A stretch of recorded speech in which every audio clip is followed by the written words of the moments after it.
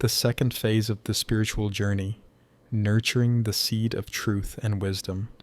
A speech on the next step, after curiosity awakens the soul. Introduction, the stirring of the soul. Brothers and sisters in the great unfolding of existence, seekers of the eternal, wanderers on the sacred road.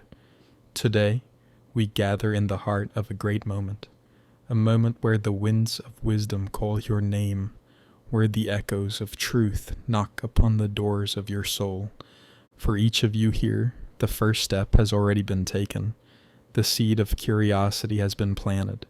That spark, whether it came as a whisper in the stillness of the night, as a burning question that refused to be silenced, or as an inexplicable yearning for something more, has begun its work within you.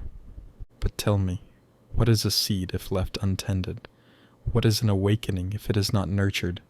The road does not end with curiosity. No, my friends, it only begins. Tonight, I invite you into the second phase of the spiritual journey, where the seed must break through the soil, where wisdom must be nourished, where truth must be lived. It is here that we face trials, that we embrace the fire of transformation, that we learn to walk, not as children of ignorance, but as warriors of the eternal light. So listen well, and let these words seep into your soul as rain nourishes the earth. 1. The threshold, from knowing to becoming. To seek wisdom is one thing, to embody it is another. Many stand at the doorway of knowledge, knocking, peering inside, tasting its sweetness upon their tongues. But few have the courage to enter, to let wisdom reshape them from the inside out. For knowledge without transformation is an illusion. It is an ornament worn upon the mind, a decoration of the intellect, but not yet a fire in the heart. You may read the sacred texts, study the ancient philosophies, listen to the words of sages, but until you allow truth to burn away your old self, until you dare to become what you seek, you have not yet crossed the threshold. Imagine a river. The surface reflects the sky, glistening with beauty, but the depths hold the true mystery. Many admire the reflection, speaking of its wonder, but how many dare to dive, to let go of the shore, to feel the currents pull them into the unknown? My friends, this is where you now stand, the river before you, the depths calling your name. Will you merely speak of wisdom, or will you become it? Dare to step beyond the threshold. 2. The breaking, the pain of transformation. But here is the truth they do not often tell you.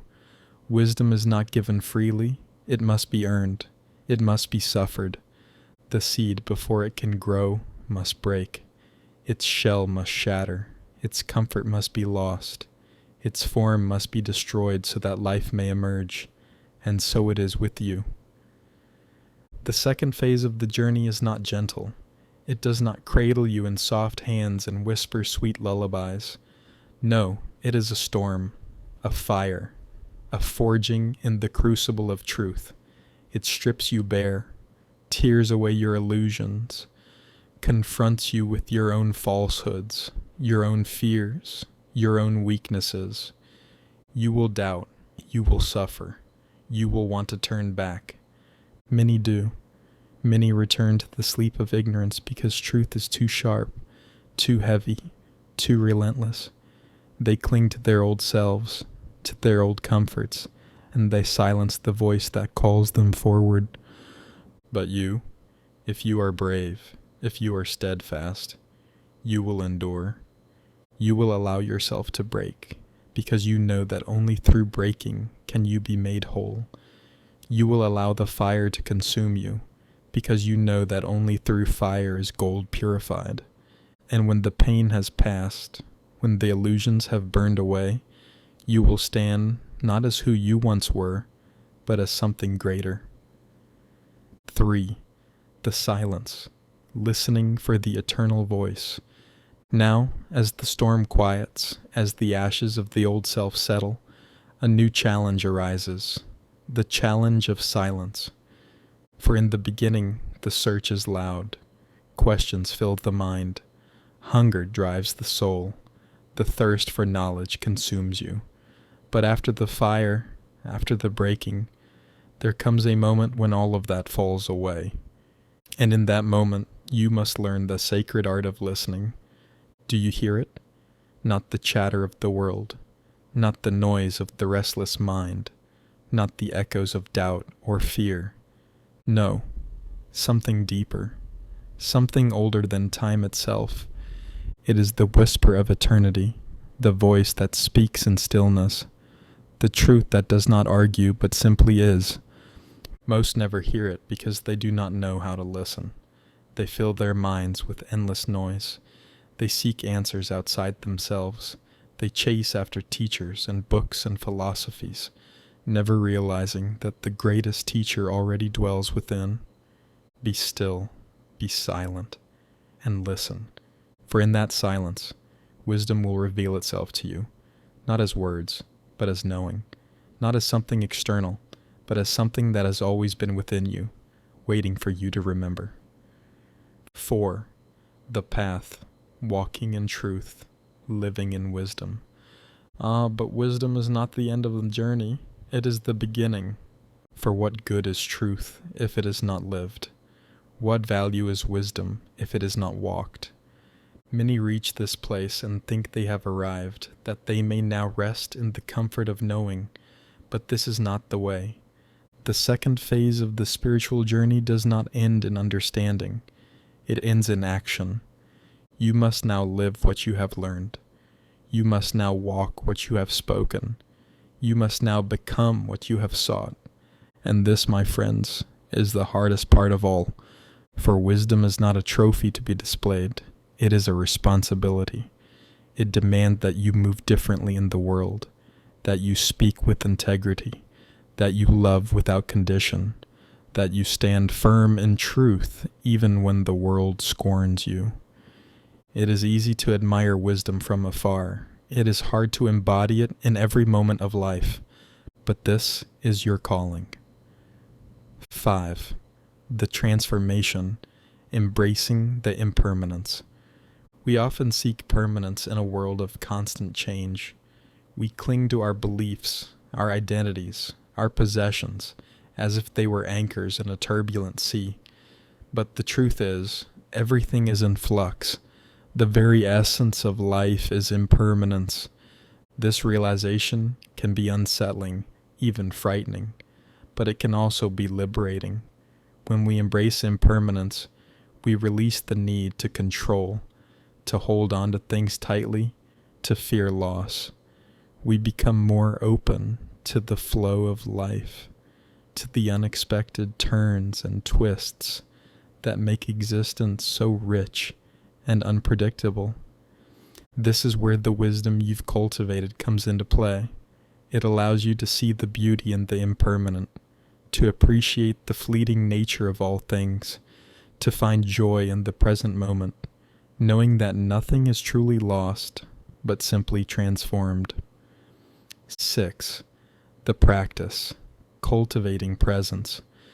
The second phase of the spiritual journey is not a passive pursuit. It requires constant practice, a conscious effort to live in alignment with the truth you've discovered. This practice can take many forms. It might involve meditation, where you cultivate stillness and awareness. It might involve mindful living, where you bring attention to every action, every breath, every thought. It might involve acts of compassion and service, where you extend your love and support to others. The key is to cultivate presence, to be fully present in each moment, without dwelling in the past or worrying about the future, to experience the richness of life as it unfolds, without judgment or resistance. 7. The community, finding support and inspiration. The spiritual journey is rarely undertaken alone. We need the support, guidance, and inspiration of others who are walking the same path. Find your tribe, your community of seekers. Connect with those who share your values, who challenge and inspire you, who remind you of the truth you've discovered. Share your struggles, your triumphs, your insights. Offer your support and encouragement to others. Together, you can create a space of love, acceptance, and transformation, a space where you can grow, learn, and support each other on the journey to wholeness. 8. The journey continues beyond the second phase. The second phase of the spiritual journey is a significant step, but it is not the end. It is simply another stage in the ongoing process of awakening, of becoming more fully ourselves, of living in harmony with the universe. As you continue your journey, you will encounter new challenges, new insights, new levels of understanding. You will continue to break, to transform, to grow. You will continue to cultivate wisdom, to practice presence, to connect with others. And as you do, you will discover that the spiritual journey is not about reaching a destination, but about embracing the journey itself. It is about becoming more fully alive, more fully present, more fully connected to the divine within and without. 9. The dance of duality, embracing the light and shadow. The world is a tapestry woven with threads of light and shadow. We often seek to escape the darkness, to deny its existence, to pretend that only the light is real. But the truth is, light and shadow are inseparable. They are two sides of the same coin, two poles of the same magnet. The spiritual journey is not about eradicating the shadow. It is about embracing it, understanding it, integrating it into our wholeness. The shadow is not our enemy. It is a part of us, a reflection of our unacknowledged fears, our hidden desires, our suppressed emotions. It is the part of ourselves that we choose to ignore, to deny, to project onto others. But when we confront the shadow, when we shine the light of awareness upon it, we begin to heal. We begin to integrate the fragmented parts of ourselves to become more whole, more complete, more authentic.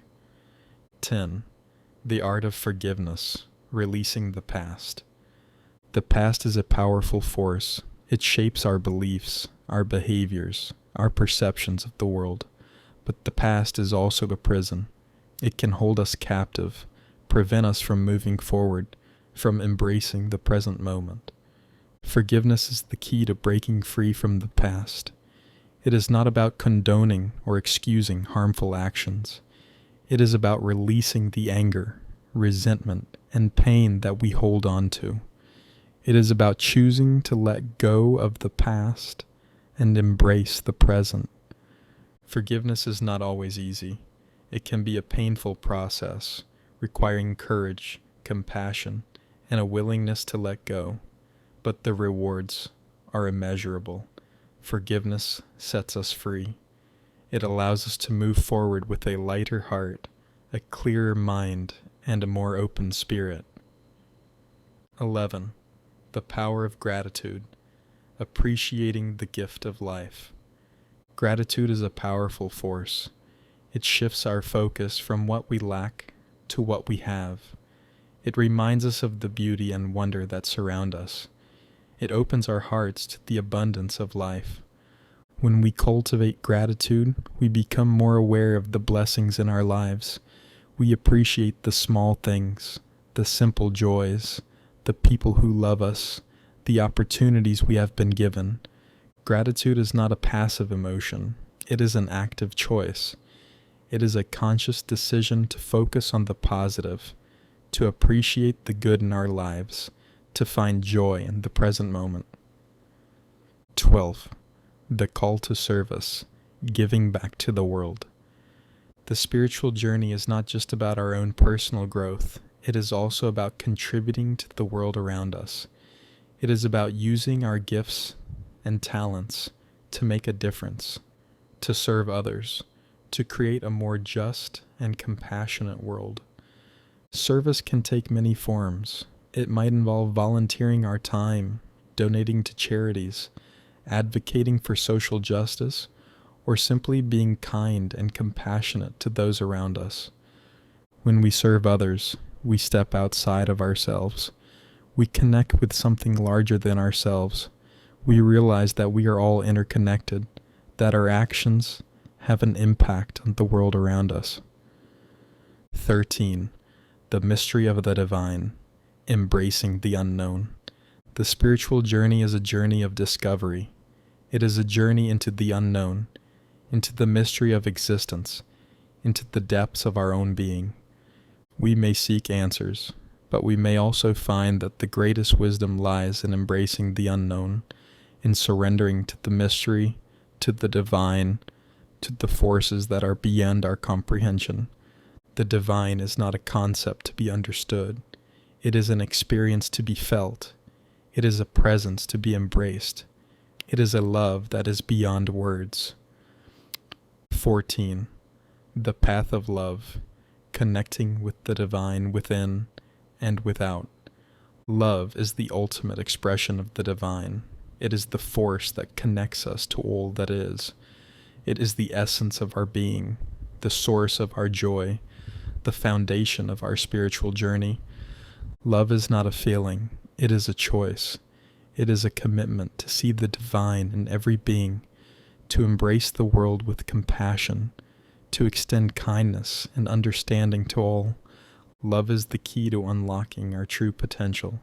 It is the force that transforms us, heals us, and connects us to the universe. 15. The art of letting go, embracing the flow of life. The spiritual journey is not about clinging tightly to our beliefs, our possessions, our identities.